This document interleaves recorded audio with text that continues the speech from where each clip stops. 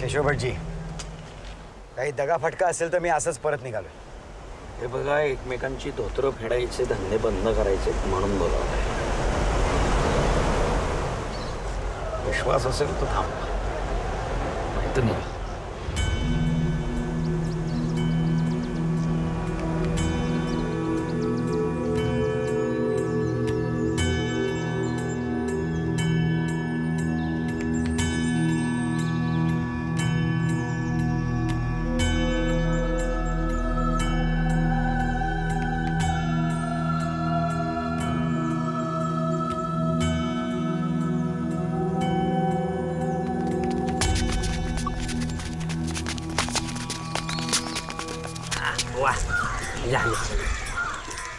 चला आता आमची बिद्या किती आम्हाला, तुम्ही बी मोकळा ना आम्ही मोकळ. कसं माझे पैसे द्या. बस, आजपासून तुझ्या कमाईची अर्धी कमाई आमची. अशी कशी तुमची? गिराईक मी मिळवणार, काम मी करणार आणि माझे पैसे तुमच्या हक्काचे. तशा क्रिया आम्ही करतो म्हणून तुला भाजरवायला मिळतं. अबा त्याचा नाही असं संबंध काय? संबंध समजवतो ना म्या, त्याला समज. हो माझे पैसे द्या तुम्ही. सांगितलेलं कळत नाही. हे बघा गरीबाच्या पोटावर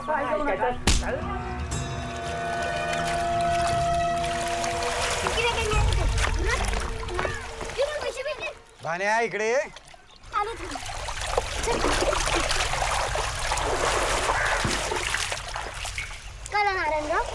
कुठे ठेवले पैसे? खिशात ठेवले ना पैसे.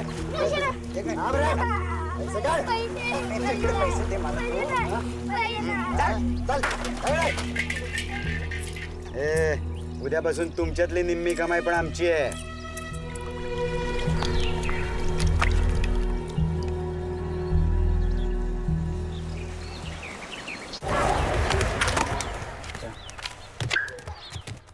फिरायदा नारायण भट्टानं आणि हनुमंत भट्टानं आमचं पैसे काढून घेतलं आणि आम्हाला मारलं बी.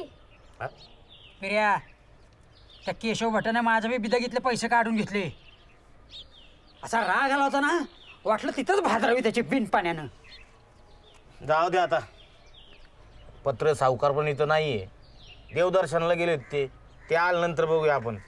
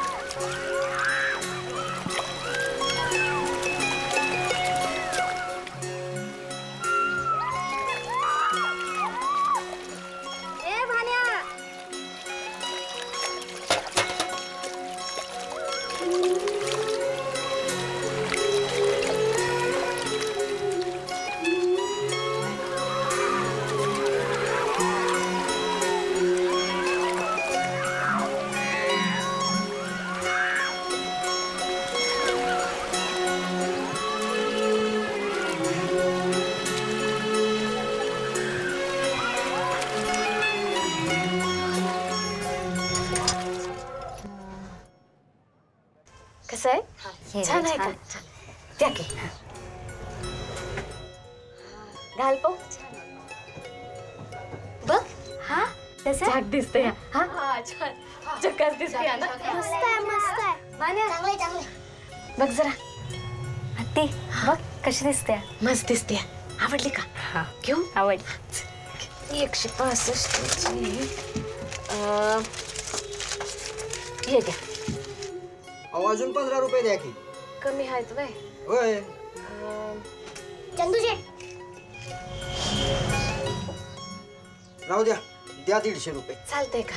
होय हे घे. हे घे. चला हे घाल घाल. ए पोरीनो चला. चल द्या. चल आवडलं ना? चल चल.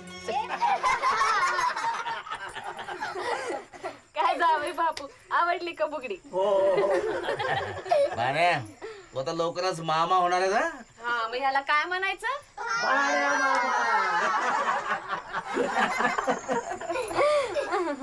तुला काय होणार ग? मुलगा का मुलगी? अगं ते आताच कसं सांगता येईल? येडबाई. काय पण होऊ दे, काय फरक पडतोय? मुलगा नाही तर मुलगी. काय हेमा मावशी?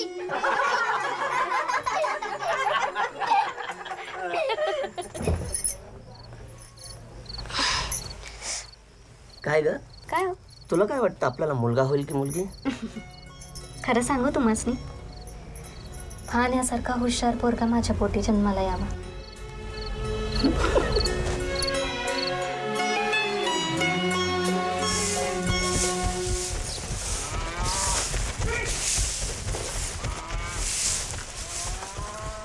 आई आई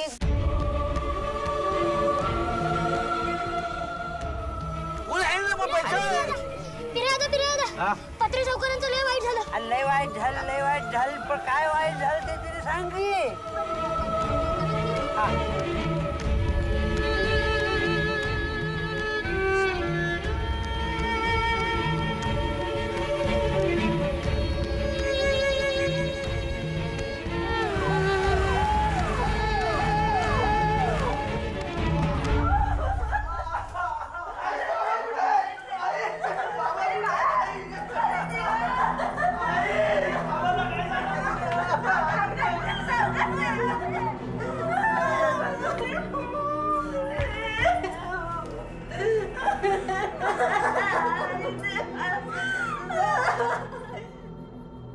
देवदर्शनावरून येताना टेम्पो उतारावरून घसरला केशवभाऊजी आणि सावकार दरीत फेकले गेले हो.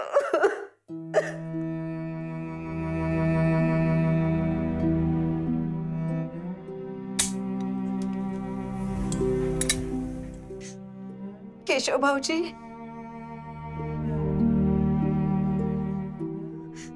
देवानं कसा उलटा घाला घातला बघा हो.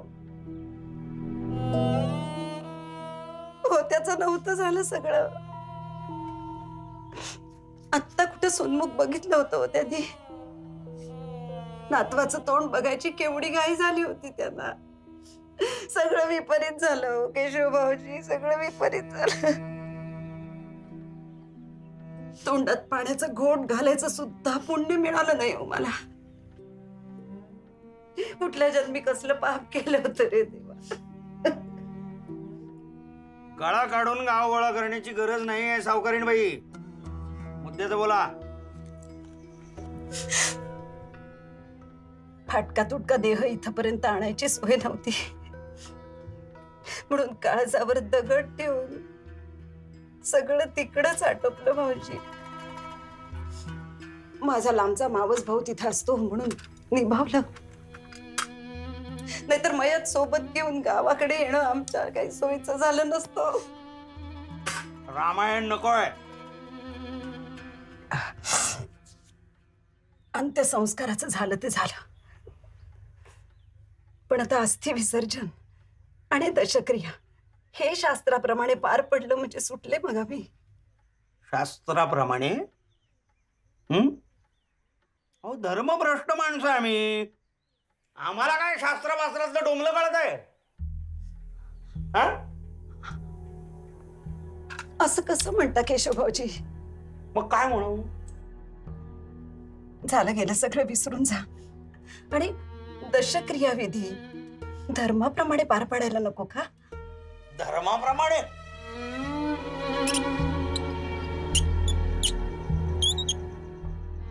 धर्माप्रमाणे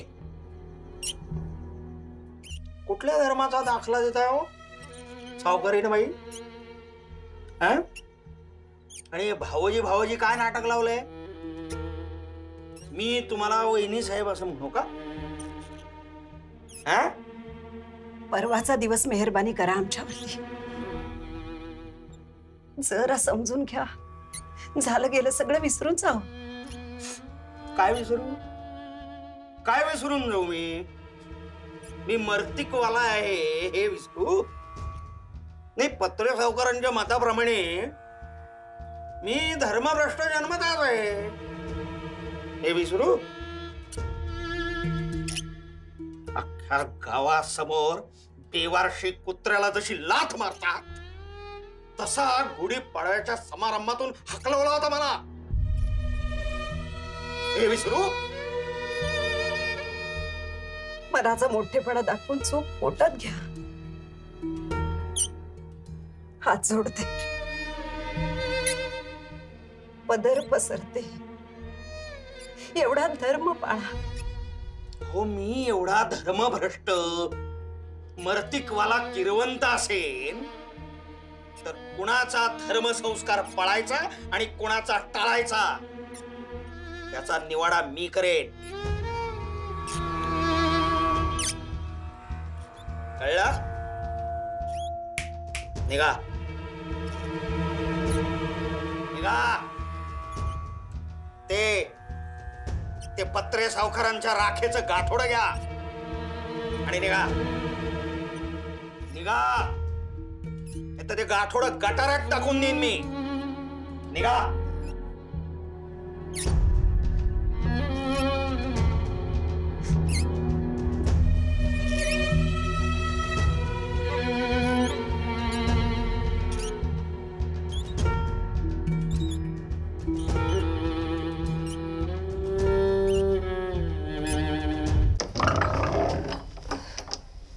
या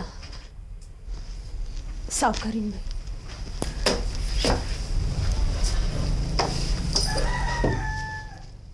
काय काम आहे? असं काय विचारताय नारायण भटजी? सावकारांचा दशक्रिया विधी करायचा आहे. नाही जमणार. अहो तुम्हीच जर असं म्हणालात तर आम्ही कुठे जायचं? केशव भटजींचा फतवा आहे, नाही जमणार. अहो पण निघा आता. अहो चला